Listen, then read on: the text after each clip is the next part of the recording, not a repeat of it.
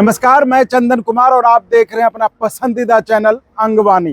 Pension की लड़ाई लड़ रहे साथियों, देखिए हम भी अभी आपके साथ हैं। आपके लिए आपकी लड़ाई में अपना जो भी छोटा सहयोग एक वीडियो के माध्यम से वो देने जा रहे हैं।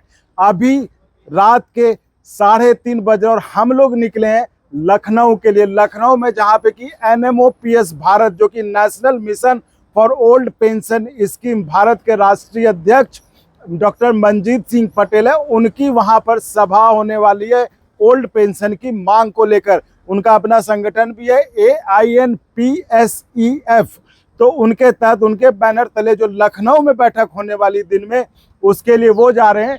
अब चूंकि अभी हमारा इतना सपोर्ट सिस्टम आप लोगों ने खड़ा नहीं किया है, तो हमने उनसे कहा कि ठीक है, आप हमें भी ले चलिए और हम भी चलेंगे, तो उसको हम कवर करेंगे ताकि लोगों को पता चले कि जो ओल्ड पेंशन की लड़ाई किस तरह से लड़ रहे हैं लोग। तो ये कोशिश है हमारी आपको दिखाने की कि पेंशन योद्धा जो है, जो लड़ रहा है पेंशन की लड़ाई, वो एक दिन उसके साथ एक दिन वो अब कैसे लड़ाई लड़ता है, कैसे वो दिन की शुरुआत करता है और वो कैसे अपनी लड़ाई के लिए दिन हर रोज जो है एक कदम आगे बढ़ता है। तो हम मंजीत सिंह जी से भी बात करेंगे। अभी हम हैं नोएडा आगरा एक्सप्रेसवे पर है, जो कि पहला ढाबा पड़ता है, टोल के बाद पहला ढाबा पड़ता है, वहीं पे खड़े हम चाय के लिए रुके हुए हैं। हम बात करते हैं मंजीत सिंह जी से। मंजीत जी, बहुत स्वागत है आपका अंगवानी पर। नमस्कार चंदन जी, सभी साथियों को शुभ प्रभात। और कहाँ चल रहे हैं आज जैसा कि आप जान रहे हैं कि हम लोग लखनऊ जा रहे हैं। हाँ। और लखनऊ में जो all India NPS employees federation का जो दोस्त है, उत्तर प्रदेश पुरानी पेंशन बहाली संयुक्त मोर्चा, तो उसके तत्वाधान में एक विशाल सम्मेलन हो रहा है लखनऊ में, और वो हजरतगंज में रहेगा सप्रू मार्ग पर। वहाँ पर 17 नवंबर दिल्ली चलो की तैयारियों को लेकर के लोगों को मोटिवेट करना है। उनको बताना है कि 17 नवंबर पुरानी पेंशन बहाली की लड़ाई में मील का पत्थर साबित होने वाली है। पूरे देश से हमें अपील करना है, खास करके उत्तर प्रदेश की राजधानी है लखनऊ, वहां पर कई 100 लोग मौजूद रहेंगे सम्मेलन में। हर जिले से पदाधिकारी आ रहे हैं, तकरीबन सभी 80 जिलों के पदाधिकारी होंगे, 400-500 लोग होंगे वहां पर, जो अपने अपने जिलों से, हर जिले से 2-2, 3-3 बसें लेकर के 17 नवंबर को दिल्ली कूच करेंगे। इस बार जो दिल्ली में जंतर मंतर पे जो रैली होगी चंदन जी, वो पुरानी पेंशन बहाली की लड़ाई में मील का पत्थर साबित होने वाली है। यानी कि ये जो आज का कार्यक्रम है, ये तो ऐसे ओल्ड पेंशन के लिए है ही जी, लेकिन साथ में जो दिल्ली में रैली होने वाली है 17 नवंबर को, जो आपका राष्ट्रीय रैली एक तरह से, उसके लिए एक तरह से एक न्योता भी होगा, लोगों को निमंत्रण भी होगा। तो ये थे मंजीत से। अभी तो सफ़र बहुत लंबा है और हम उसमें और आगे बात करेंगे। तो हम चाय के साथ यहाँ से हम अपनी यात्रा शुरू करते हैं लखनऊ के लिए।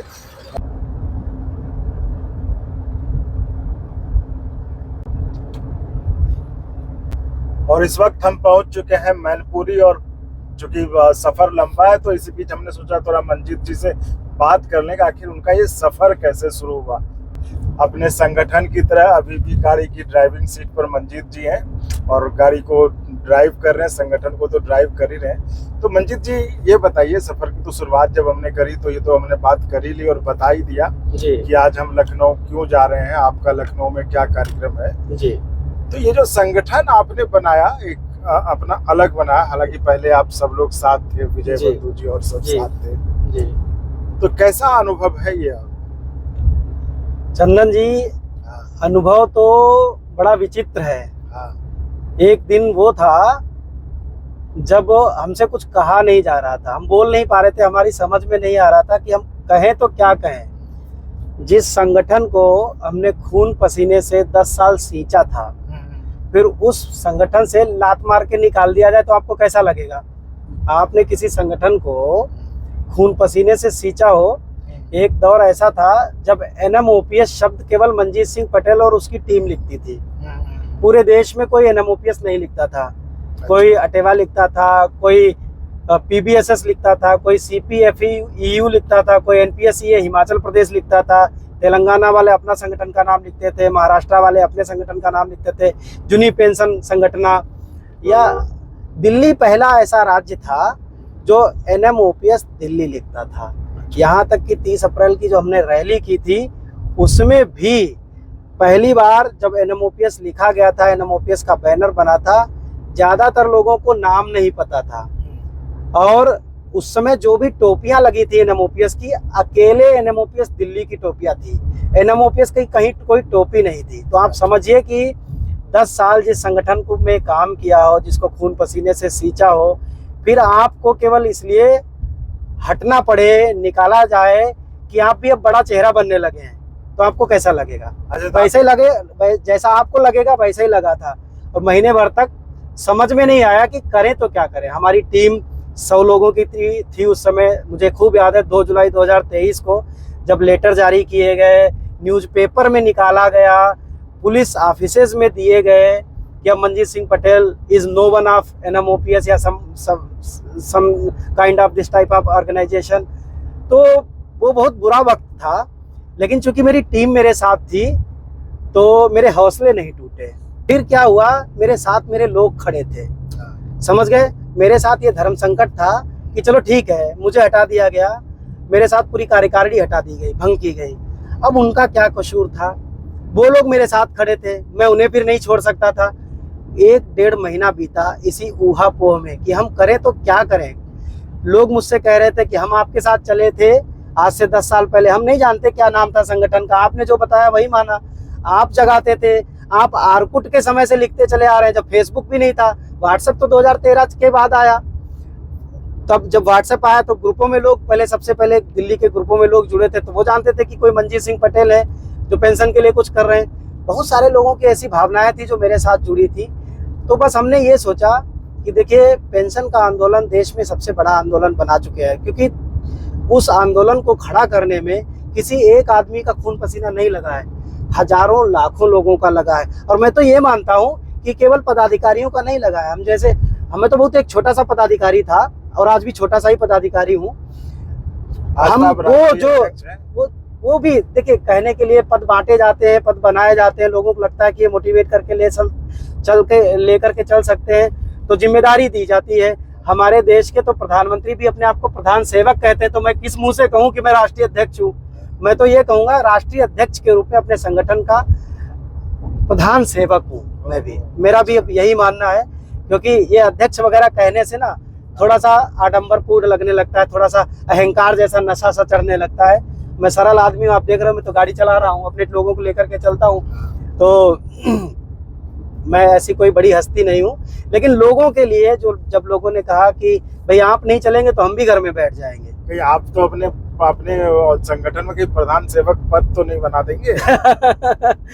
प्रधान सेवक ही है, क्योंकि अगर देखो हमारे साथ हमारे राष्ट्रीय कोषाध्यक्ष जी बैठे हैं, समरेंद्र प्रताप सिंह जी, राष्ट्रीय महासचिव जी बैठे हैं, और मैं राष्ट्रीय अध्यक्ष हूँ आपकी नज़र में। तो अगर ऐसी बात होती तो हमारे ये वाले भैया गाड़ी चला रहे थे, मैं पीछे बैठा होता सीट पे। आपने मुझे पीछे बैठा कभी देखा आज तक गाड़ी में? नहीं भाई, आप आगे हैं, संगठन को लीड कर रहे हैं, तो आगे ही बैठेंगे आप। तो इस तरीके से खैर, तो फिर ये हुआ कि क्या किया जाए। तो हमने एक परिकल्पना की, और वो परिकल्पना मैं आपको बड़े सच्चे मन से बताना चाहता हूँ। बताइए। कि पेंशन तो बहाल होगी। OPS नाम पहले भी नहीं था, हो सकता है कल भी नाम ना हो, क्योंकि पहले भी जो पेंशन का असली नाम था वो ये था 1972 CCS एक्ट पेंशन रूल्स 1986, ये उसका नाम था। और उसमें व्यवस्था ये थी कि 10 साल की क्वालिफाइंग सर्विस पूरी करने के बाद पेंशन का अधिकार मिलता था। पेंशन का अधिकार मिलता था, अगर आप 20 साल की नौकरी पूरी करते थे तो पूरी पेंशन मिलती थी, और 20 साल से कम पेंशन होती थी तो उसी अनुपात में कम पेंशन मिलती थी।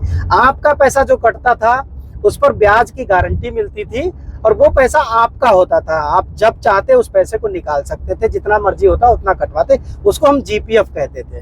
तो ये 2 मेन चीजें हैं पेंशन की, ठीक है। ये 2 मेन चीजें ये हमें तो मिलके रहेंगी, और मेरा तो ये मानना है कि ये इसी साल मिलके रहेंगी। 2024 इसका अंतिम वर्ष है कि हमारी पूर्ण पेंशन, मैं तो पूर्ण पेंशन कहता हूँ क्योंकि नाम में कुछ नहीं रखा है। नाम तो NPS का बदल करके अगर कोई OPS कर दे तब भी तो वो OPS नहीं बनेगी, है ना, नाम बदल सकता है। तो ये मिलके रहेगी, लेकिन मुझे ऐसा लगता है कि शायद कल भी जो एम्प्लॉइज है वो बने रहेंगे, इनका नाम NPS एम्प्लॉइज ही रहेगा। और जब तक इंसान है तब तक समस्याएं रहेंगी, जब तक कर्मचारी है कोई ना कोई समस्या बनी रहेगी। चाहे पे कमीशन की हो, टीए की हो, डीए की हो, एचआरए की हो, मेडिकल की हो, कभी भी अगर कोई समस्या कर्मचारियों के रास्ते में आएगी तो all India NPS employees federation उस समय उनके हकों की लड़ाई के लिए सबसे आगे खड़ा होगा। तो इसके लिए हमने all India NPS employees federation का गठन किया। ये ऐसे नहीं, बड़ी रिसर्च के बाद किया। फिर भारत सरकार में इसको कंसिडरेशन के लिए हमने अप्लाई भी किया, और हमने फिर जब पत्र लिखे हैं, आप चंदन जी, मैं आपको 3-4 पत्र दिखाऊंगा, पीएमओ से भी, फाइनेंस मिनिस्ट्री से भी, डीओपीटी से भी, डीओपीपीडब्ल्यू से भी बाकायदा हमको रिकॉग्निशन यानी एक्नॉलेजमेंट मिला है। हमने कोई समस्या के ऊपर अगर उनको लिखा है तो उन्होंने उसके रिस्पांस में कुछ न कुछ किया है और उसका जवाब हमें दिया है। तो हम तो बड़ा अपने आप को लक्की मानते हैं पूरे all India NPS employees federation को कि जिस परिकल्पना के साथ हमने इसको खड़ा किया वो परिकल्पना साकार होती दिख रही है। अब रही बात पेंशन की, तो पेंशन बहुत ज्वलंत मुद्दा है चूंकि, और इसमें हमने 10 साल दिए हैं। ऐसा नहीं कि मंजीत सिंह पटेल नाम नया नहीं है, मंजीत सिंह पटेल का संगठन नया हो सकता है, लेकिन मंजीत सिंह पटेल को अगर आप गूगल पे भी ढूंढोगे, व्हाट्सएप पे देखोगे, फेसबुक पे देखोगे, इंस्टा पे देखोगे, तो हमारी हिस्ट्री 10 साल पुरानी है, उससे भी ज़्यादा पुरानी है। तो लोगों के लिए चेहरा नया नहीं है, हो सकता है संगठन का नाम नया हो सकता है, वो कोई दिक्कत नहीं है। तो हम पेंशन की लड़ाई के लिए हमने national mission for old pension scheme Bharat चलाया, और ये हमारा पहला कैंपेनिंग है पेंशन बहाली का, और हम लकी हैं कि सरकार इसको बहुत कंसीडर कर रही है। हमें पूरा विश्वास है कि इसी साल हम पुरानी पेंशन लेके निकलेंगे। मंजीत जी, ये तो हम चलिए बहुत बार पूछ भी चुके हैं आपसे कि आखिर आपको इतना विश्वास कहाँ से आ जाता है जी, और हर बार आप कहते हैं कि हम 1 ही साल के अंदर ले लेंगे। जी, चलिए ठीक है, आपको उस पे, लेकिन अब मैं ये चीज समझ रहा हूँ कि हमारी बात हो रही थी आपके संगठन पर जी, तो अब शायद आप जानबूझ के बात टाल गए बातचीत में, या अब चलिए ये तो बात होगी अपनी, तो अब क्या संभावना है, क्या एक होने की संभावना है भविष्य में कभी? देखिए, एक बात मैं बोलता हूँ, कई बार बोलता हूँ कि एक माँ दुर्गमा रेस्टोरेंट है लखनऊ में। अच्छा। हम वहाँ खाना खाने के लिए जा रहे थे, हम किसी कार्यक्रम में गए हुए थे, 4-5 लोग थे, उसमें एनएमओपीएस के एक और पुराने हमारे वरिष्ठ पदाधिकारी थे, प्रदीप सिंह सरल जी, वो भी बेचारे निकाले हुए हैं अटेवा से। हाँ, और एक सैयद शारिक जी भी वो हुआ करते थे, वो फाउंडर मेंबर थे एनएमओपीएस के, फाउंडर मेंबर एनएमओपीएस के। उनको तो विद इन 1 ईयर ही निकाल दिया गया था, एक्सपेल कर दिया गया था, लोग नाम भी नहीं जानते आज। नरेश ठाकुर जी थे पहले, वो मतलब जो है हमारे बड़े पदाधिकारी हुआ करते थे, फिर वो ओपीएस में चले गए, तो फिर उनको भी वहां से हटाया गया, पद से हटाया गया। खैर, उनको भी मेरे ख्याल से उनको राष्ट्रीय सलाहकार इस टाइप से उनको दिया गया है। तो ये है कि लोग संगठनों में आते हैं, कुछ चले जाते हैं, कुछ निकाल दिए जाते हैं, ये प्रक्रियाएं अनवरत चलती रहती है। मुद्दा है ओपीएस की लड़ाई का, वैसे ही एनपीएस की आज़ादी का। जैसे देश गुलाम था ना, तो कांग्रेस भी लड़ रही थी और संघ भी लड़ रहा था, और गरम दल भी लड़ रहे थे, क्रांतिकारी दल भी लड़ रहे थे, भूमिगत दल भी लड़ रहे थे, प्रबुद्ध वर्ग भी लड़ रहे थे, पत्रकार दल भी लड़ रहे थे। सबका कंट्रीब्यूशन था, सबकी एसोसिएशन अलग थी। किसी ने एचएसआरए बनाई थी, किसी ने एचआरए बनाई थी, सुभाष जी ने दूसरा दल गठित किया हुआ था, किसी ने रानी लक्ष्मीबाई दल गठित किया था। तो कहने का मतलब सारे लोग आज़ादी की लड़ाई ही लड़ रहे थे, और वो लड़ाई अंजाम तक पहुंची। तो ऐसा नहीं है कि एक ही दल हो जाएगा। देखिए, ये हम सारे लोग लड़ रहे थे, लेकिन भारत सरकार ने ज़्यादा कभी संज्ञान नहीं लिया। इसके लिए ये जरूरी था कि सेंट्रल गवर्नमेंट का बैनर भी दिखे। तो सेंट्रल गवर्नमेंट का जब तक बैनर नहीं दिखेगा, तब तक सेंट्रल गवर्नमेंट नहीं मानेगी कि उसके भी कर्मचारियों को प्रॉब्लम है एनपीएस से। तो इसके लिए जरूरी था, तो all India NPS employees federation ने पहली बार जेएफआरओपीएस के माध्यम से सेंट्रल गवर्नमेंट के जितने भी डिपार्टमेंट हैं, सबको उस मंच पे लाने में महत्वपूर्ण भूमिका निभाई है। और उसके बाद जैसे ही वो बना, तो सरकार ने कमेटी बनाई। सरकार ने निदान किया नहीं किया, ये तो दूसरा स्टेप है, लेकिन सरकार को झुकना तो पड़ा। पहली बार प्रधानमंत्री को बोलना तो पड़ा, पहली बार प्रधानमंत्री को सेंट्रल गवर्नमेंट एम्प्लॉइज के लीडरान को बुलाना तो पड़ा। आप ये छोटी बात मत समझिए। लड़ने को क्या है, 140 करोड़ लोग हैं, जाति, धर्म, वर्ग, संप्रदाय, एसोसिएशन, फेडरेशन कितने हैं, सबकी अपनी अपनी लड़ाई चल रही है। लेकिन सारे लोगों को क्या लड़ाई अंजाम तक पहुंचती है? हिंदुस्तान में कितने लोग मर जाते हैं, खप जाते हैं, नए संगठन बन जाते हैं, नए मुद्दे आ जाते हैं, वो मुद्दे खत्म हो जाते हैं और रिजॉल्व नहीं होते। तो हमारा जो टारगेट है लोगों को ओपीएस दिलाने का, लोगों को हूबहू ओपीएस दिलाएंगे। नाम की गारंटी नहीं लेते कि नाम मिलेगा कि नहीं मिलेगा, और नाम हमारी प्राथमिकता में नहीं है, तो वो मिलेगा। ठीक है, वो भी लड़ रहे हैं, हम भी लड़ रहे हैं, और भी लोग लड़ रहे हैं, बहुत सारे संगठन है, मैं किसका किसका नाम लूं। इतना बड़ा भारत है, भारत अपने आप में एक दुनिया है। मुद्दा महत्वपूर्ण है लड़ाई का, लड़ाई होनी चाहिए, जगह जगह से आवाजें उठनी चाहिए। जब तक जगह जगह से आवाजें उठती रहेंगी, सरकार पर इसका असर दिखता रहेगा। ठीक है, चलिए, एक तरह से आपने इशारों स्वरों में साफ कह दिया कि आगे क्या, मतलब जो इस तरह की बातें, जो इस तरह की उम्मीद लोग रख रहे हैं कि शायद कल एक हो जाए, तो वो जैसा कि मैं हमेशा से करता रहा हूँ कि अपना कोई कंक्लूजन ना निकालते हुए आपके ऊपर छोड़ता हूँ कि आप खुद सोचें, आप खुद फैसला करें। तो मंजीत जी से बात हुई, अभी तो सफ़र और अभी बाकी है, तो हम बीच में और भी बात करेंगे। हमारे साथ जो चल रहे हैं उसमें इस राष्ट्रीय संगठन सचिव जो है NMPS भारत के AINPSCF के राष्ट्रीय महासचिव सुधीर रूप जी हैं। सुधीर जी, कहाँ आज क्या प्रोग्राम है? हालांकि मंजीत जी ने बता दिया है, लेकिन आप संगठन सचिव है, तो मुझे लगता है कि आप थोड़ा संगठनात्मक तौर पर विशेष रूप से बताएंगे, एक्सप्लेन करके क्या है आज। डॉक्टर मंजीत सिंह पटेल हमारे जो राष्ट्रीय अध्यक्ष हैं, उनकी देखरेख में संगठन अपनी सही दिशा की ओर चल रहा है, और हमारा पूर्णतः ये प्रयास है कि जितने भी सेंट्रल गवर्नमेंट एम्प्लॉयज़ हैं और भी अलग अन्य अन्य राज्यों के जो संगठन हैं और जो कार्य कर रहे हैं, ऑटोनमस बॉडीज़ के, यूनिवर्सिटीज़ के, उनको सही दिशा मिले और सही दिशा में लड़ाई लड़ी जाए। ऐसा ना हो कि ये संगठन की भेंट चढ़े आए या पॉलिटिकल बलि चढ़े आए, क्योंकि ये जो पेंशन की लड़ाई है, बहुत एक दशक से ज़्यादा समय हो चुका है इसको लड़ते हुए, और सही दिशा पे, और अब जो सरकार जिस तरीके से करवट बदल रही है और अपने धीरे धीरे पत्ते खोल रही है, ऐसा लगता है कि बहुत जल्द डिसीजन आएगा। और डॉक्टर मंजीत सिंह पटेल भारत के एकमात्र ऐसे युवा शक्ति रहे हैं जिन्होंने पूरे भारत को पेंशन की मुहिम में सबको जोड़ा, और ये कोई आसान कार्य नहीं रहा है कि आप, क्योंकि हम लोग जो यूनियन के लोग हैं, फेडरेशन के लोग हैं, हम लोग अपनी लड़ाइयाँ लड़ते आए हैं, लेकिन अलग अलग फेडरेशनों को एक मंच तक लाना और इस सीमा को तोड़ने का श्रेय डॉक्टर मंजीत सिंह पटेल के पास है। राष्ट्रीय लेवल पे श्रेय उनको हमेशा रहेगा। और आज जो लखनऊ में आज जो महासंगठन की जो बैठक होने जा रही है, जिसकी अध्यक्षता डॉक्टर मंजीत सिंह पटेल कर रहे हैं, ये उसी बात का एक सूचक है कि भारत में जो संगठन है वो इन पे भरोसा रखते हैं, इनके विचारों से सहमत है। जिस तरीके से लड़ाई धरातल में लड़ी जानी चाहिए, नॉन पॉलिटिकल होके, वो इसके एक सूचक हैं। और हमारा संगठन जो है AINPSCF, जो national mission for old pension scheme Bharat चला रहा है, उसकी टोटल सोच जो है वो नॉन पॉलिटिकल सोच है।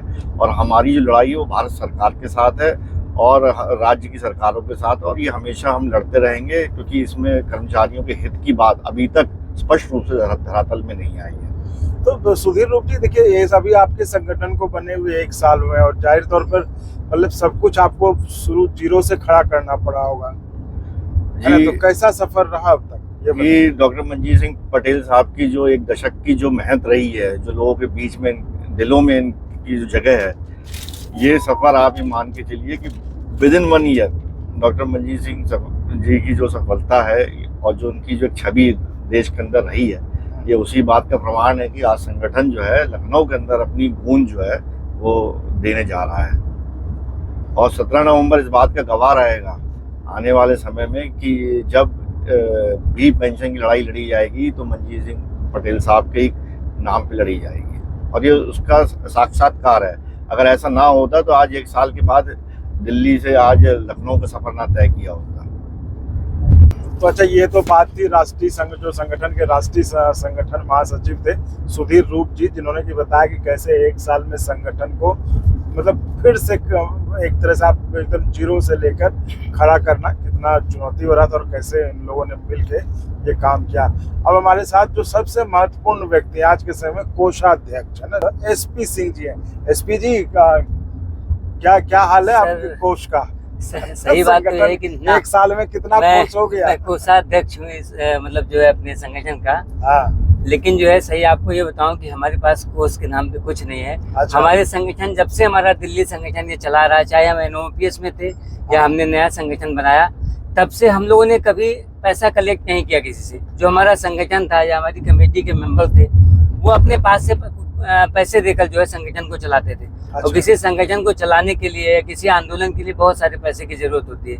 लेकिन हमारे अध्यक्ष जी ने या हमारी टीम के साथियों ने अपनी जेब से 1000, 500, 2000, 4000 जितनी की जरूरत पड़ी हम लोगों ने अभी तक अपने पास से इकट्ठा करके जो है अपने संगठन को चलाया है। चलिए ये अच्छा वो आप मिल गए। और क्योंकि आपके ऊपर जो है जब भी हम कहीं और बात करते हैं यानी कि जो जेसीएम के लोगों से, तो जेसीएम के लोग आप लोगों पर बड़ा, आप लोगों पर मतलब कि जो ओपीएस की मांग कर रहे हैं और वो ओपीएस के लिए लड़ाई लड़ रहे हैं, वो कहते हैं कि हमको ओपीएस चाहिए, उनके ऊपर कहते हैं कि ये जो है चंदे धंधे का धंधा। आप चूंकि कोषाध्यक्ष हैं तो आप उस पर लगता है बेहतर बता सर। इसी जो है उससे बदनामी से बचने के लिए हमारे अध्यक्ष जी ने, हमारे संगठन ने आज तक अभी तक चंदा लेने का कोई प्रयास नहीं किया। हम लोगों ने अपनी जेब से जितने भी आंदोलन किए, जितने भी जो है रैलियां की या जितने भी धरने दिए, सारा पैसा हम लोग हमारी कोर कमेटी की टीम ने मिलकर अपनी तरफ से खर्च किया। और एक बात मैं और कहना चाहूँगा, अभी मंजीत सर कह रहे थे कि नाम चाहे जो भी हो, पुरानी पेंशन का लाभ होना चाहिए। हम लोगों के जो संगठन है उसका नाम NMOPS है। मैं तो भारत के प्रधानमंत्री से चाहूंगा इसका full form Narendra Modi old pension scheme है।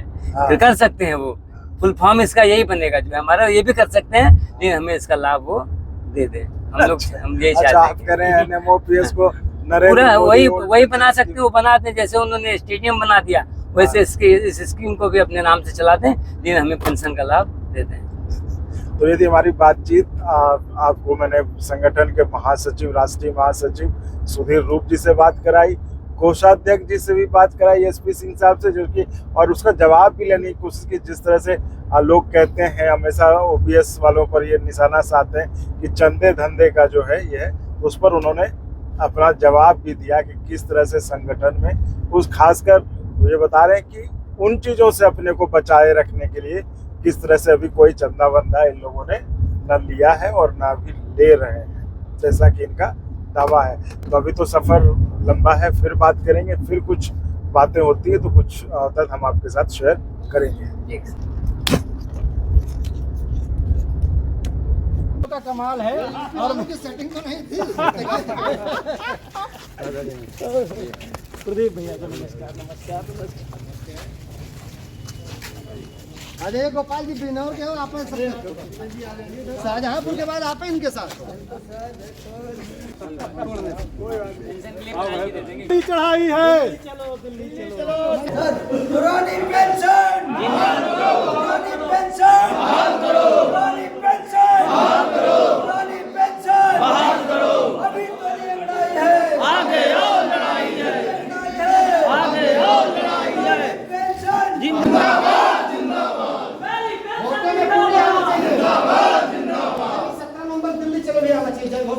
उड़ाना चाहिए। 17 नवंबर दिल्ली चलो, दिल्ली चलो, दिल्ली चलो, दिल्ली चलो, दिल्ली चलो। जो पेंशन बहाल करेगा वही देश का राज करेगा, जो पेंशन बहाल करेगा वही देश का राज करेगा। हम लखनऊ पहुंच गए। लखनऊ में जो 16 कर्मचारी संगठनों का जो यहाँ पे सम्मेलन हो रहा है, उसमें से हमें प्रदीप सरल जी है ना जी प्रदीप जी, आज क्या यहाँ पे प्रोग्राम है बताइए। आज जो है यहाँ पर उत्तर प्रदेश का जो है प्रांतीय सम्मेलन है पुरानी पेंशन वाली संयुक्त मोर्चा का, और उसमें मुख्य अतिथि के रूप में हमारे दिल्ली से डॉक्टर मंजीत सिंह पटेल, जो कि all India NPS employ federation के अध्यक्ष हैं, राष्ट्रीय अध्यक्ष हैं, उनके मुख्य अतिथि में यहाँ कार्यक्रम होगा। और इसमें कार्यकर्ता लोग भाग ले रहे हैं, सभी संगठनों के जो पदाधिकारी हमारे हैं, और हम लोग दिल्ली के लिए रणनीति बना रहे हैं। 17 नवंबर दिल्ली चलो, 17 नवंबर को जो जंतर मंतर पर जो रैली, जी उसके लिए हम लोग रणनीति बना रहे हैं। और जी तो करीबन कितना आज जो है कितने लोग यहाँ पे आए हैं, कहाँ से आए लोग?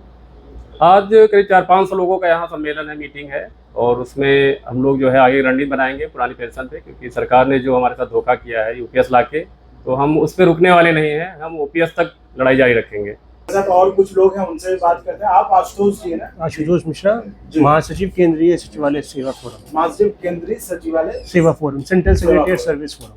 तो आज आप भी इस फोरम की मीटिंग में हैं? जी हाँ, राज्य सरकार के साथ केंद्र सरकार के सभी मंत्रालय जो ये मानते हैं कि हमारा सभी समस्याओं का हल सिर्फ OPS से ही होगा। UPS और NPS हमें दूरगामी कोई लाभ न दे पाने में अक्षम है। हमारी समस्या का समाधान सिर्फ OPS है। इसलिए हम सभी जितने भी संगठन हैं एक साथ खड़ा होकर आज यहाँ पदाधिकारियों की मीटिंग है कि हम 17 नवंबर को बड़ी से बड़ी संख्या में पहुँचें और सरकार को ये संदेश दें कि हम ओपीएस के बिना रुकने वाले नहीं हैं। मतलब कुल मिला के आज की जो बैठक है वो दिल्ली में जो 17 नवंबर को जो जी हाँ, उसकी तैयारी उसकी तैयारी के लिए को आह्वान करने के लिए, बुलाने के लिए हम उस रैली के माध्यम से सरकार को इस पर संदेश देना चाहते हैं कि हम बिना ओपीएस लिए रुकेंगे। जी बसंत जी।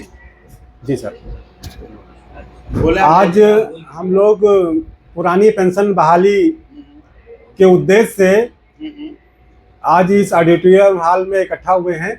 इसमें हम लोग यूपी से एक इसका बड़ा रूप देने का कार्यक्रम आज बना रहे हैं। इस कार्यक्रम के माध्यम से हम लोग जनपदों में, प्रत्येक जनपद में रैली के माध्यम से कर्मचारियों को जागरूक करेंगे और 17 नवंबर की जो दिल्ली में रैली होने वाली है उस रैली के लिए सभी को प्रेरित करेंगे। ज़्यादा से ज़्यादा संख्या में लोगों का टिकट करवाएंगे, ज़्यादा से ज़्यादा लोगों को लेकर के 17 नवंबर की जो दिल्ली की पुरानी पेंशन बहाली की रैली है उसमें पहुंचने का आह्वान करेंगे, क्योंकि पुरानी पेंशन हम लोगों का बुढ़ापे का सहारा है और हमारे बुढ़ापे की लाठी है। क्योंकि जब 60 वर्ष के बाद में हम लोगों की जो शरीर काम नहीं करता है उस समय जो है हमको पुरानी पेंशन ही राहत देती है। ऐसी स्थिति में उस समय ना बेटा काम आता है ना बेटी काम आती है। उस समय जो हमारी पुरानी पेंशन जो मिलती है उसी से हमारा आगे का जीवन यापन होता है। इसलिए पुरानी पेंशन हमारे बुढ़ापे की लाठी है, हमारे बच्चों की पढ़ाई है।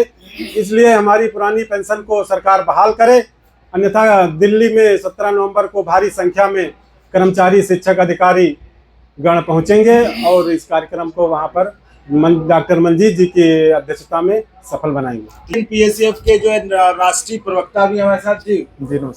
आज का जो कार्यक्रम है, बैठक है, इसको आज ओपीएस की अग्रिम रणनीति की तैयारी को लेकर हम लोग एकजुट हुए हैं। पूरे उत्तर प्रदेश से विभिन्न जनपदों से पदाधिकारीगण आज यहाँ पे एकत्रित हुए हैं। हम आगामी कार्यक्रमों की रूपरेखा को लेकर के यहाँ चर्चा विमर्श करेंगे और सरकार को चेताएंगे भी कि जो यूपीएस आया है वो हमारे लिए कैसे जी का जंजाल बना हुआ है और पुरानी पेंशन जो एक आत्मा से जुड़ा हुआ विषय है उस पर हम लोग अपनी बातों को बुलंद करेंगे। मैं सदैव ये कहता रहा हूँ कि जो सरकारें जनता की और कर्मचारियों की आवाज़ को नहीं सुनती हैं, उनका भाषण लाल किला भी बार बार नहीं सुनता है। ये बात लोगों को समझ में आ जानी चाहिए, राजनेताओं को।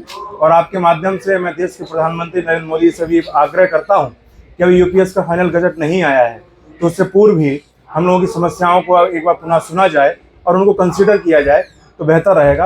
अन्यथा कर्मचारी अग्रिम आंदोलन के लिए तैयार है।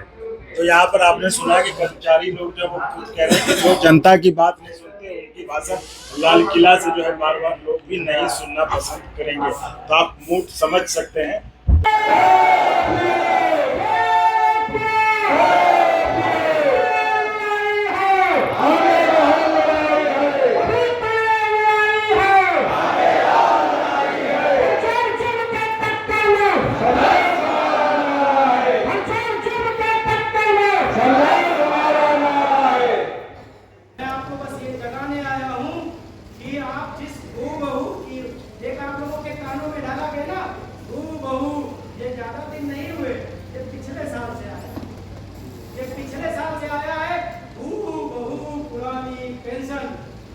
भैया बताओ बहू लगा करके क्या कर दिया?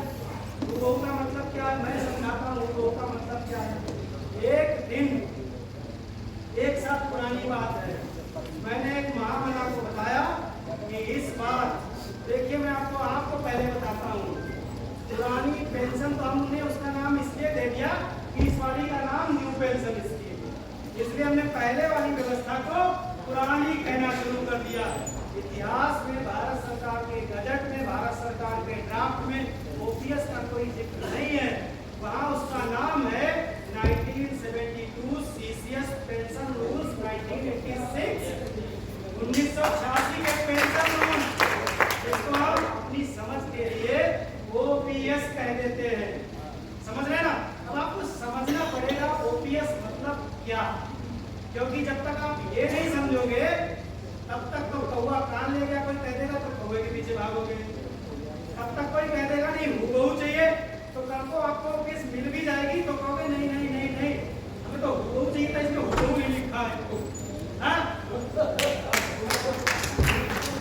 दिन के 12 बजे से शुरू हुआ कार्यक्रम अब जाकर 4:15 पर आप समय देख रहे होंगे ख़त्म हुआ है।